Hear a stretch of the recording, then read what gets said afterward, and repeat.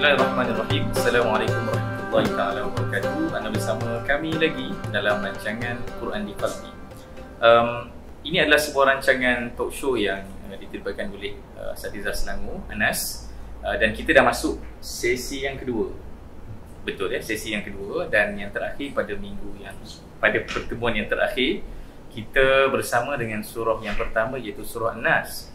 Dan sebagaimana tajuknya yang kita letakkan, Quran di Qalbi itu, kita harapkan pertemuan kita ni akan cuba untuk meneroka Al-Quran dan membawa dia masuk ke dalam hati kita. Tidak semata-mata membacanya tersekat di kerongkong kita nak dia masuk ke dalam hati kita, menyentuh kehidupan kita dan membentuk tindak tanduk dan juga cara kita berfikir, cara kita bercakap, cara kita berinteraksi. Dan itulah yang kita masukkan sebagai Quran di Qalbi.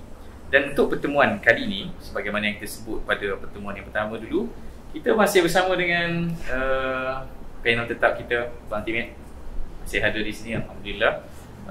Kita ada panel jemputan kita yang istimewa, tapi dia rahsiakan siapakah diri dia.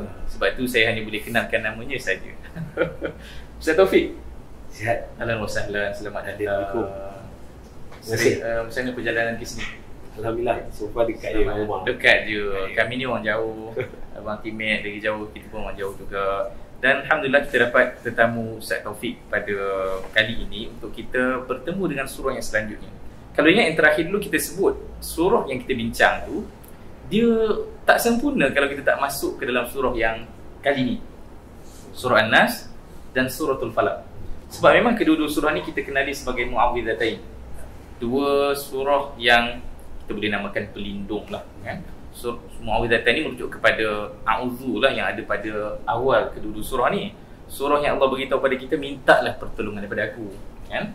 Dan ada ceritanya sikit lah kalau kita boleh sentuh, yang diriwayatkan oleh Al-Bukhari, seorang pendeta Yahudi, namanya Labid bin Asam. Dan dialah orangnya culprit yang telah menyebabkan Nabi ni disihir. Dan akhirnya Nabi SAW mohon pada Allah Ta'ala, datang malaikat beritahu kepada Nabi, barang sihir itu ada di sekian-sekian tempat. Nabi minta sahabat untuk meleraikan ikatan-ikatan dan juga apa sajalah alat-alat sihir itu. Dan akhirnya dihadiahkan kepada Nabi SAW dua surah Mu'awwidhatain, Qul a'udzu birabbil falaq dan Qul a'udzu birabbin nas. Ya, itu dua surah yang kita sebut pada pertemuan yang terakhir lah. Dan hari ini kita nak bincang terus Suratul Falaq. Okey, Suratul Falaq. Surah ni sangat istimewa sebagaimana surah yang pertama, dan kita nak terus masuk ke dalam surah ni. Kerana surah ini menceritakan tentang min syarri ma khalaq. Qul a'udzu mungkin kita dah sentuh dah pada pertemuan yang lepas. Min syarri ma khalaq, daripada kejahatan. Okey. So kejahatan-kejahatan orang kepada kita ni macam-macam. Dan sebagainya disebut dalam surah ni lah, sihirnya, kemudian disebut tentang min syarri ghasiqin idza waqab, kejahatan pada waktu malam yang gelap gelita, orang mencuri pada waktu malam, orang buat kejahatan ni pada waktu-waktu yang paling paling sunyi lah. Orang tak ada buat terang-terang nak mencuri kedai orang, waktu orang tengah berkumpul, waktu orang tengah berhimpun, tak ada orang buat jahat. Tapi orang akan buat secara sembunyi. Okay? So ada di sekeliling kita kejahatan-kejahatan itu. Ultimate dulu. Yes, saya. Okay, apa yang Ultimate boleh share tentang cara untuk berhadapan dengan these toxic people? Toxic people Toxic people. Rompak ke apa sebab itu pun toxic juga. Ya. Semua kejahatannya berbeza sikit. Ya. Tapi secara umum lah toxic people kan. Ya. Sebab kita masing-masing akan berhadapan dengan kita punya surroundings. Dan yang paling mencabar adalah kita ni as orang yang nak mengawal situasi itu. Sebab kita tak boleh nak kawal dia. Ya. Dia akan terus menjadi toxic selagi dia nak. Tapi kita, macam mana kita nak menguruskan toxic people di sekeliling kita? Dia sama macam bahan kimia yang toksik lah. Bahan kimia toksik, chemical kan. Dan bila kita tahu ada toksik chemical tu, kita jauhkan dia. Pertama sekali tu, sebelum tu kita kena kenal lah apa benda yang toksik kepada kita. Mungkin benda yang toksik kepada kita bukan, atau katakan bahan kimia yang toksik ni mungkin dia toksik kepada manusia tapi bukan toksik kepada haiwan lain. Kan? So sama macam orang, apa yang toksik kepada saya mungkin tak toksik kepada ustaz. Kan? Mungkin ustaz depan benda tu, ustaz lamba, mungkin saya dia boleh memudaratkan saya. Jadi kita kena kenal pasti barang-barang yang toksik atau orang-orang yang toksik. Dan kedua ni kita kena asingkan diri lah kalau boleh. Kalau kita tak boleh asingkan diri sebab kadang-kadang bukan benda tu tak senang kan. Mungkin kita kurangkan atau kita berwaspada. Tapi yang mungkin sebaiknya ialah mengasingkan diri atau menjauhkan diri daripada orang, barang, pengaruh, tingkah laku, pemikiran toksik. Semua kita kalau boleh kita cuba jauhkan diri. Bila kita sebut tentang isolate diri tak akan nampak macam kita ni selfish. Bila kita kata kita nak jauhkan diri kita daripada orang toksik semua ni, adakah tu kita boleh namakan sebagai selfish juga? Betul, kita boleh namakan sebagai selfish. Sebab selfish ni ialah, selfish ni kadang-kadang ni perkataan tu diwarnakan dengan satu interpretasi yang negatif. Kan, selfish ni sebenarnya mementingkan diri. Kan, mementingkan diri ni kadang-kadang bukannya satu benda yang negatif. Dia sebenarnya satu benda yang neutral. Dia benda yang positif. Kadang-kadang kita tengah lepak dengan kawan-kawan kita, aku nak pergi semayang dulu. Itu satu benda yang selfish sebab pentingkan. Kan, mungkin kau cerita lah kejap, buat lawak lagi. Boleh, kejap. Sekarang ni aku nak buat engkau happy. Aku nak engkau gelak. Okay. Tapi kau bagi aku 5 minit untuk jadi seorang yang selfish. Aku settlekan hal diri aku dulu, baru aku datang aku hiburkan kau balik. Boleh tak? Itu selfish juga kan? Jadi benda tu kalau benda tu memudaratkan kita nak pentingkan diri kita, saya rasa okey. Kita tahu macam mana nak main lah. Very flexible and dynamic lah. Kadang-kadang orang tu kita nak tolong orang yang toksik ni, kita tahu apa pelanggan dia toksik, kita nak tolong dia juga. Kan? Tapi jangan kalau kita nak tolong selamatkan orang dia tenggelam, kita pun tenggelam sekali susah juga. Kan? Jadi kadang-kadang sebab kalau semua pernah naik kapal terbang kan? Tahu tak bila dia bagi taklimat keselamatan kan, bila alat oksigen dia sampai, apa dia cakap? Diri sendiri dulu baru tolong orang. Betul. So dia berkena macam tu. Okay, so kita sebut tentang kejahatan min syarri ma khalaq. Tapi kita tak pernah bincang lagi sejak daripada awal pertemuan dulu tentang muawwidhatain. Sebab dinamakan begitu dan difungsikan sebagai muawwidhatain. Ustaz punya komen? Dari mana datang, kenapa begitu? Okay, bismillahirrahmanirrahim. Assalamualaikum warahmatullahi wabarakatuh. Jadi berbalik kepada soalan moderator itu kan, muawwidhatain. Kalau kita tengok tadi mukadimah moderator sendiri dah sebut tentang seorang Yahudi kan, Labid, dia sihirkan Nabi SAW sebanyak 11 ikatan, yang mana Nabi SAW pun membaca surah Qul a'udzu birabbin nas dan Qul a'udzu birabbil falaq. Jadi muawwidhatain ini adalah satu ayat pelindung. Sebenarnya bukan untuk sesiapa, tapi untuk yang bergelar manusia lah. Macam kita kan, kalau kita nak pergi mana-mana, kadang-kadang kita baca apa ni? Selain daripada Bismillahirrahmanirrahim, kita baca Bismillahilladzi la yadurru ma'asmihi syai'un fil ardi. Kita boleh juga mengamalkan Qul a'udzu birabbil falaq dan Qul a'udzu birabbin nas. Dia adalah ayat perlindung. Sebab tu ada satu hadis Nabi SAW daripada Ibn Abbas kan, boleh tak wahai Rasulullah tunjukkan kepada aku kan sesuatu yang baik yang boleh digunakan untuk berlindung. Jadi Nabi kata apa? Nabi kata okey Ibn Abbas, ya wahai Rasulullah, kita boleh, dan Nabi jawab, kita boleh menggunakan ayat Qul a'udzu birabbil falaq dan Qul a'udzu birabbin nas. Sebab apa? Saya ada pengalaman. Saya ada pengalaman tentang sihir-sihir, gangguan-gangguan ni. Saya ada seorang sahabat belajar dulu sama-sama. Dia baru berkahwin lebih kurang tak sampai setahun. Kita belajar kat Jordan. Dia kena balik sebab apa? Isteri dia kena sihir. Jadi gangguan orang ni tak tahu datang dari mana. Bila saya pun balik, waktu tu memang cuti, memang kebetulan saya pun balik sama-sama. Tapi tak balik dengan dia lah, cuma balik next trip tu lah. Pergi ke Sungai Petani, hospital Sungai Petani. Saya pun ziarah. Dia punya anggota badan bawah, atas semua lebam-lebam. Ni muka ni semua lebam-lebam. Dia ke rumah dia. Lepas tu saya tanya dia, ni siapa yang buat ni kan? Mungkin kau ada tahu, mungkin kau ada pergi ruqyah mana-mana, jumpa ustaz mana-mana kan? Dia kata ini daripada orang luar lah, maksudnya bukan negara kita ni. sihir daripada negara-negara lain yang dengki pada isteri dia, macam itulah. Jadi saya pun macam tengok, memang terkejut. Macam ni rupanya sihir, benda-benda yang berkaitan dengan benda-benda yang berkaitan dengan sihir ni sangat-sangat bahaya lah. Kan? Sebab tu apa-apa ayat pelindung kita kena kuatkan dalam diri kita. Itulah pandangan saya. Bila sebut pelindung Ustaz, adakah memang dia tertumpu kepada sihir seperti itu? Okey. Sebab dia dah muawwidhatain. Dia masih kat situ dengan topi dia, boleh topi dia lagi. Tapi dia, adakah dia fokus hanya semata-mata pada isu sihir saja? Bila orang sihir baru kita kena takut. Okey. Untuk berlindung, kita tak semestinya sihir. Sedangkan untuk kita makan pun, takut benda itu adalah keracunan. Itu jugalah salah satu pelindung buat kita.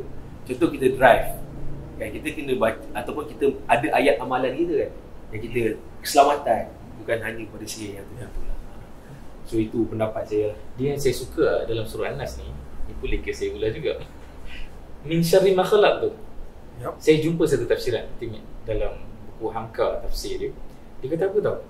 Dia kata inilah benda yang kita tak perasan dalam hidup kita.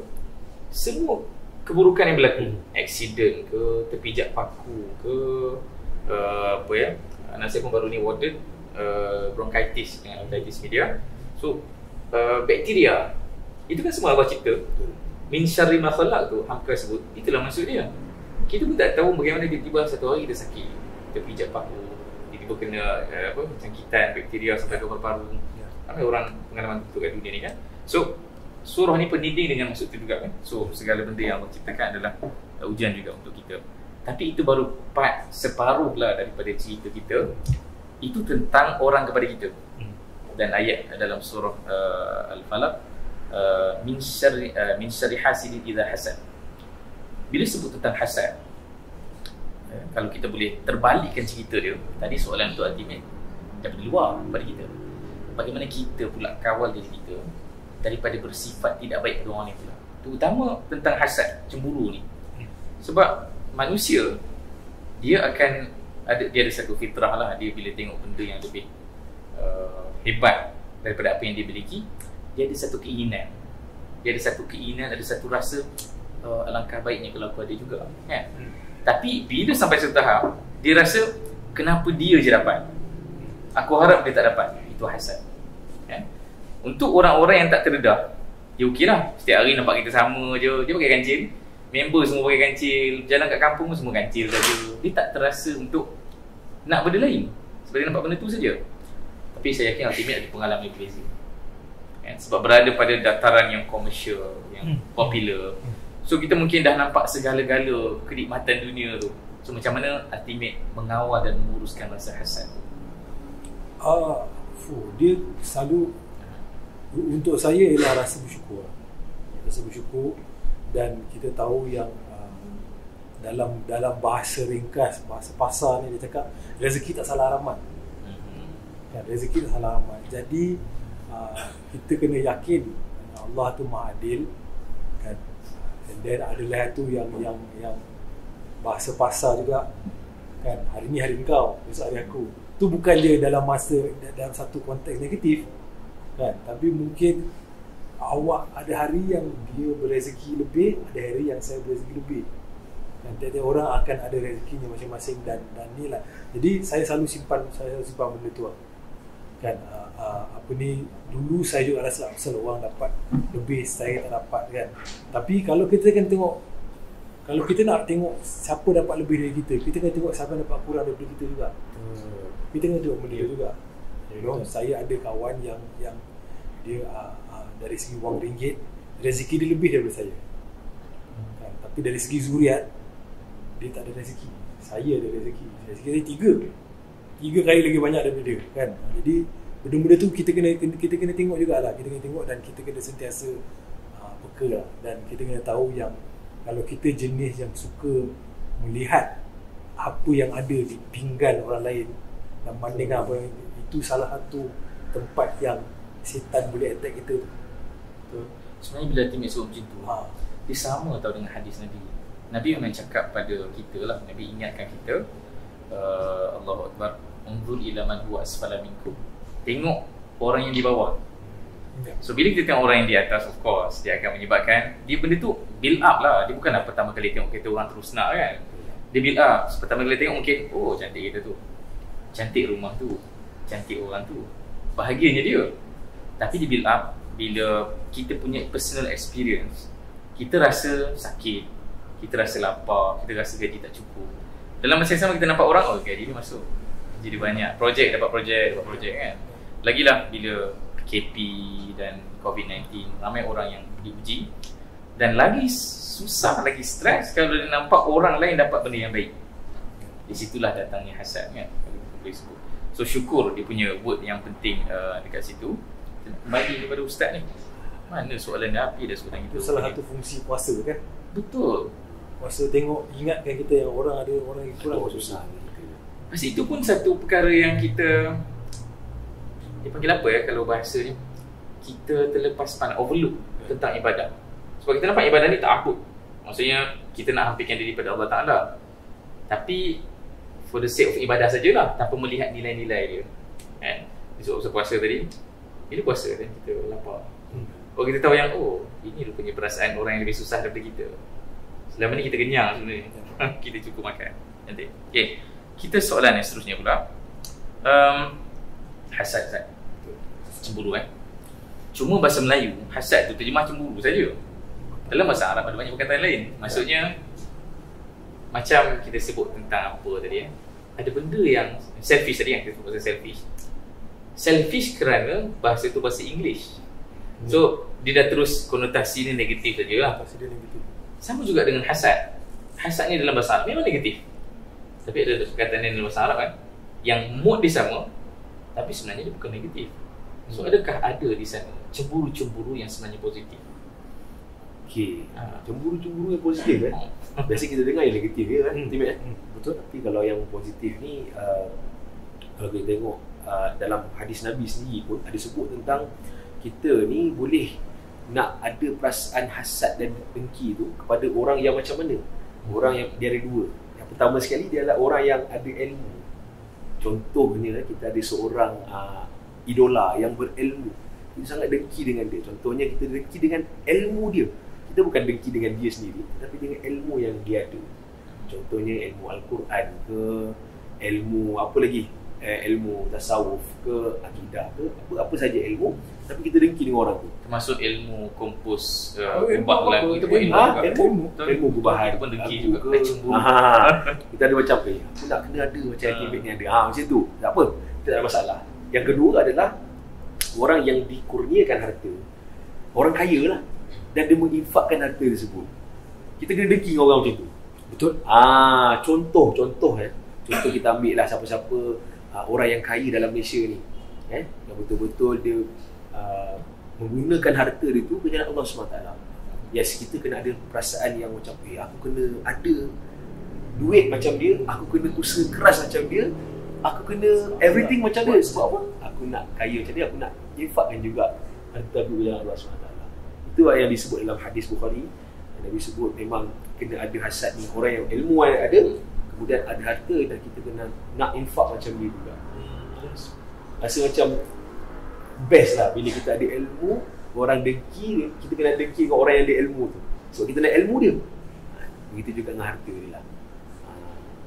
Tapi yelah, malangnya kita bukanlah malang, tapi kita menangisi lah keadaan masyarakat yang mungkin cemburunya lebih cenderung kepada hasad tu, berbanding kalau dalam masalah disebut ghibtah kan. Ghibtah iaitu cemburu yang baik kan. So, masyarakat kita lebih cenderung kepada cemburu yang menghampiri hasad. Kita tak suka orang dapat sesuatu kerana kita tak dapat. Kita harap janganlah bagi pada dia, sebab dia bertentangan dengan apa yang Allah nak. Allah nak bagi pada dia, biarlah. So, kita pula rasa hasad daripada apa yang dia nak kan. Ada satu lagi Ustaz, saya teringat satu kata-kata ulama lah. Guru ulama dia kata, kita kena kalau jumpa orang macam kita kata Timik ada something yang big lah, macam kita nak benda tu. Contoh Timik pakai BMW ke, ada orang yang pakai BMW, kita nak juga pakai BMW macam dia. So kita pergi dekat dia, kita say congrats. Itu cara untuk kita rasa hasad. So Ibn Qudamah kata apa? Cara untuk kita bersyukur ada 3 kan. Dia kata yang pertama sekali, kita kena ada rasa, kita kena bersyukur dengan hati kita. Itu ingat balik dosa-dosa kita. Itu cara bersyukur juga. Yang kedua, kita boleh cakap dengan Alhamdulillah, lisan. Yang ketiga, kita boleh menggunakan anggota badan kita untuk zahirkan rasa syukur. So kat sini saya nak tekankan, kalau nampak orang tu ada ilmu, orang tu kaya dan diinfakkan harta dia, so say congrats. Congrats kau memang bagus lah. Aku macam nak jadi macam kau lah. Macam tu yang apa yang diajarkan dalam Islam. Saya rasa antara soalan yang saya tertanya-tanya kan, sikap yang baik ni dia macam mana dia nak munculkan kan? Kita let's say COVID-19 kan. So COVID-19 ni yalah, dia cepatlah tersebar. Tahu-tahu rupanya aku positif. Bermula daripada seorang ni, dia charge kepada 10 orang. 10 orang lagi, ratusan orang dah jadi 2,000-4,000 kes kan. Adakah kalau kita boleh letakkan equation yang sama kepada sifat yang baik? Sebab kita tak boleh nak cakap ke orang, kau jangan hasad dengki kat orang tau. Dia tak boleh bagi arahan kan. Dia tak boleh nak bagi arahan kat orang yang kau jangan berhasad dengki pada orang. Sebab akhlak ni dia natural. Dia kena dibina oleh satu suasana yang baik. Dia kena ada mutual punya understanding, baru dia boleh jadi. Sebab dia tak boleh keluar dalam bentuk arahan kan. So ultimate macam mana kita lihat benda tu kalau ambil peranan masing-masing kan. Sebab kita masing-masing berada pada posisi yang kita nak letak lah. Mungkin ustaz berada pada meja ceramahnya, dengan kuliah-kuliah dia kan, dengan anak muridnya. So ultimate berada pada relung yang lain kan. So macam mana ultimate sendiri menghidupkan makna Al-Falaq dan An-Nas secara umum di tengah masyarakat. Sebab kebaikan tu boleh dihidupkan, boleh disuburkan dengan macam-macam cara. So macam mana ultimate meletakkan posisi ultimate di pentas ultimate lah untuk menghidupkan nilai Al-Falaq dalam kalangan masyarakat. Orang Mak Saleh ada Mak Saleh orang Marat lah. Dia ada satu saying lah, dia ada satu saying, kata-kata dia kan, be the change you want to see. Jadi kalau awak nak masyarakat atau awak nak orang sekeliling awak menjadi lebih baik atau menjadi lebih buruk, dia memula dengan awak. Sebab perangai manusia ni dia berjangkit tau. Perangai manusia ni kadang-kadang macam virus juga kan. Jadi kita berjangkit. Sebab tu kita jauh, kalau kita tak suka perangai orang tu, kita jauhkan diri. Kalau kita suka, kita dekatkan diri kan. Jadi salah satu benda yang salah satu budaya yang saya tengok dekat, saya tinggal di kondominium, salah satu budaya tu dalam komuniti tu ialah tak ada tegur menegur sangat. Jadi saya mulakan. Jadi dekat rumah saya tu pagi-pagi tu orang-orang yang bersara tu banyak, dia orang banyak berjalan bersenam kan. Jadi bila saya keluar, saya nak hantar anak saya macam, uncle, good morning. Assalamualaikum. Mula-mula tu diorang semua tengok macam saya gila. Kan, saya tegur dalam link, apa khabar bro? Gimana bro? Itu dia mula-mula. Kan, tapi lama-lama dia berjangkit kat diorang juga. Lama-lama kan saya tengok okey. Dah macam 6 bulan kan saya berhenti tengok apa jadi. Diorang nak cakap. Good morning. So kita kena mulakan apa yang kita nak tengok dalam komuniti kita, dalam keluarga kita, dalam daerah kita, dalam negeri kita, dalam negara kita, dalam dunia kita. Apa yang kita nak tengok, kita mulakan dulu. Mungkin ada orang lain dah buat memang apa yang kita nak buat ni bukan benda yang baru pun. Kan, macam bagi salam, tanya khabar, tolong. Kita mulakan dulu. Kita mulakan dulu dan insya-Allah dia akan merebak lah. Kalau tak merebak, janji kita cuba. Kita kadang takut nak buat perubahan sebab kita nampak model-model perubahan yang orang buat tu, ubah dunia tu nampak macam dahsyat sangat. Kita tengok Bill Gates, kita tengok siapa-siapa lah yang mungkin aktif di relung aktivism ke apa kan. Sebab yang dia orang buat, amal dia orang tu besar. Sedangkan yang ultimate sebut tadi, itulah a very simple way yang sebenarnya lagi mudah berjangkit berbanding semua orang nak jadi macam Bill Gates. Banyak semua orang jadi macam apa yang ultimate buat tadi kan. Tu just lambai jiran, bagi salam. Tapi Bill Gates pun mula dari benda kecil je kan. Kalau nak tengok dari segi, bukan daripada segi falsafah dia ke apa lah kan. Dia buat apa? Bill Gates buat apa? What is Bill Gates tu? Sekarang charity Microsoft tu apa? Sistem kan. Sistem tu mula daripada sekecil-kecil sistem. Kecil lah microchip je. Microchip tu dia dikembangkan dan dia menggunakan daripada tu dengan network dan sistem dengan cloud service dan sebagainya, dan tu membolehkan dia buat charity dia. Kan dia cakap kan dia meninggal je anak dia tak nak apa-apa tu. Kan semua memang charity tu. Kan. So bayangkan lah dia punya amal selepas dia ni kan letak tepi kepercayaan dia kata, tapi amal dia berganda-ganda tu lepas tu. Banyak benda yang kita belajar untuk orang lain. Tapi katakan macam orang Bill Gates kan, dia menderma 1 juta ringgit. Tapi dia tu beratus bilion tau. Kan? Dia tak boleh lah. Tapi kalau saya ada 10 ringgit, saya bagi amal, saya sedekah 5 ringgit, mungkin lagi besar dari dia sebab saya bagi setengah tau. Dia bagi 0.001% kan. So kita buat dekat level kita lah. Betul. Tadi ada sebut pasal sihir. So sihir ni satu diskusi yang berat lah sebenarnya kan. Tapi just mungkin kita nak buka sikit sudut tu. Sihir ni real dan ia berlaku di tengah masyarakat kita. Kan? Dan walaupun maybe tak semua orang experience benda tu, tapi cerita tu wujud di tengah masyarakat kita. Macam mana masyarakat kita boleh terjerumus ke situ? Sebab dia dosa besar kan, sihir ni, dosa besar. Dan kejahatan dia adalah ditunduk kepada jin dan dia bekerjasama dengan jin untuk buat jahat kepada seseorang yang dia kehendaki. So akhirnya kembali kepada hasad. Akhirnya sebenarnya sihir ni walau bagaimanapun dia sebagaimana sifat yang disebut oleh suratul Falaq, wa min syarri hasidin idza hasad. Sikap orang yang hasad ni sangat dahsyat. So apa nasihat daripada Ustaz? Okey, baik. Betul kata Ustaz Bugat tadi. Dan kalau kita tengok dalam kitab Fatwa Mu'asirah atau Wabah Zuhairi pun sendiri beritahu tentang sihir ni adalah satu perkara yang haram. Dalam tujuh dosa besar sendiri pun memang sihir ni antara yang top 7 lah.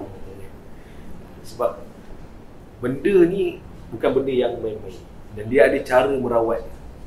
Cara merawat dia adalah orang tu mesti ada soul, dia ada jiwa, dia ada amalan dia kena dekatkan diri dengan Allah, dan yang paling penting sekali dia kena selalu baca Al-Quran. Kan? Sebab Al-Quran ni diturunkan untuk menjadi syifa, kan? Sembuh, pendinding, kan?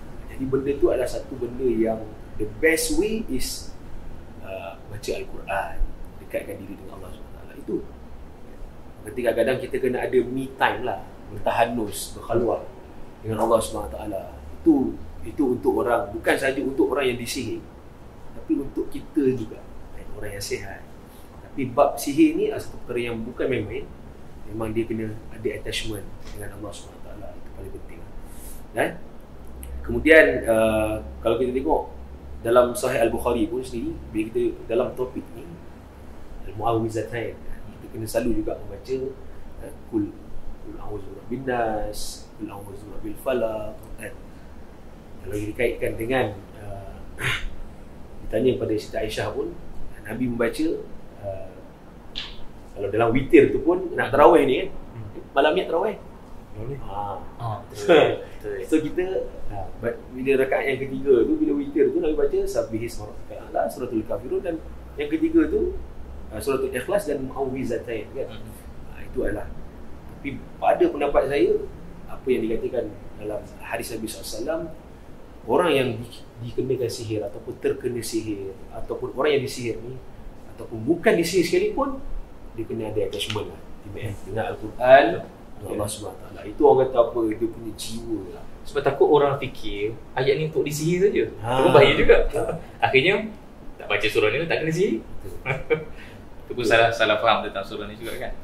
Mungkin ada yang tertinggal lagi ultimate tentang surah Al-Falaq yang nak kongsikan lagi. Last, ada? Ustaz? Itulah yang dikatakan surah Al-Falaq ni cerita tentang apa saja tentang sihir, perlindung. Dia berbalik kepada diri kita sendiri sebenarnya. Macam ultimate, saya suka ayat ultimate tadi kan, mengatakan dia adalah, kalau orang tu macam mana negatif ke, kita kata negatif lah, dia akan kena cari juga umur-umur macam dah 30-an 40-an ni kena ada circle yang positif. Macam kita biasa dengar tak, energy is contagious kan. Energy ni dia saling menghubungkan antara satu sama lain. So kalau contoh ultimate positif, yes, that saya positif, Ustaz positif, dan semua orang dalam ni semua positif. Termasuklah audien kita yang dengar dan menonton kita pada hari ni kan. Semua positif. That's why kita kena cari benda yang baik, small circle ataupun kalau ada big circle pun tak ada masalah, yang penting semua positif. Itu yang the best cara yang paling insya-Allah mujarab dan mustajab lah, insya-Allah. Ya, alhamdulillah. Habis. Kita sebagaimana pertemuan yang lepas lah, antara benda yang mengecewakan kita semua adalah masa yang terakhir. Tapi kerana masa adalah masa yang kita kena hormati, kita rasa kita akan tamat di sini dengan suratul Falaq, dan kita akan bertemu lagi tentu sekali pada sesi akan datang dengan surah yang akan menyelesaikan kita punya dilema sejak daripada episod pertama, sebab tak selesai-selesai. Daripada surah An-Nas, surah Al-Falaq, dia kena surah Al-Ikhlas untuk sempurnakan. Tapi baru part 1. Kita ada surah-surah lagi, banyak lagi kat belakang ni. Tak tahulah sempat lagi tak lepas ni dengan Ustaz Taufik. Nanti insya-Allah kita akan jumpa lagi sesi akan datang. Dan terima kasih untuk semua penonton yang bersama dengan kita sejak daripada awal. Anda boleh komen, like, kongsikan dengan kawan-kawan sesi kita Quran di Qalbi, Quran di Hati. Assalamualaikum warahmatullahi taala wabarakatuh.